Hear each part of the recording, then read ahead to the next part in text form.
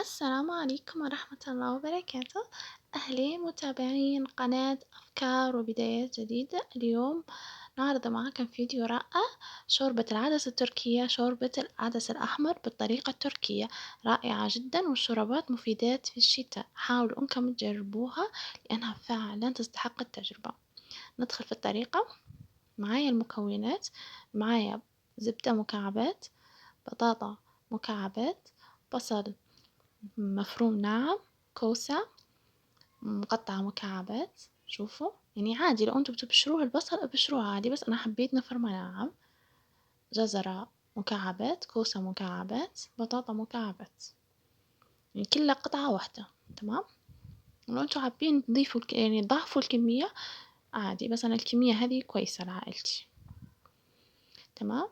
نضيفوا الزبدة، نضيفوا البصل فرمته ناعم، هنشوحوهن مع بعض.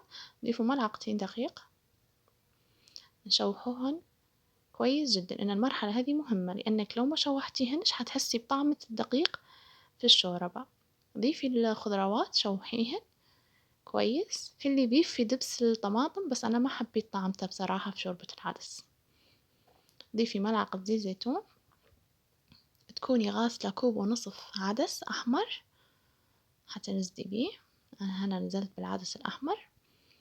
ملعقة فلفل أسمر، ملعقة ملح، ملعقة كركم. الكركم حيعطيكي لون حلو. قلبي جيدا.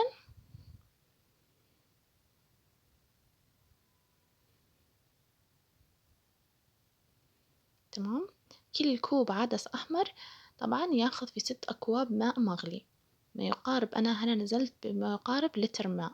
تمام. هنحركها وهنغطيها ونخليها 40 دقيقة. أخذت 40 دقيقة على النار. تمام. هنا طبعا المكون الأساسي هو الكمون في شوربة العدس. هننزل بكمون. هنشوف الملح متاعها، لو ناقص نزيد، لقيتها ناقص شوية زدت ملعقة ملح. تمام. هنطحنها بالهاند بلندر. هنزينها بالخبز المحمص وحننزل عليها بعصير الليمون وصحتين وعواشي.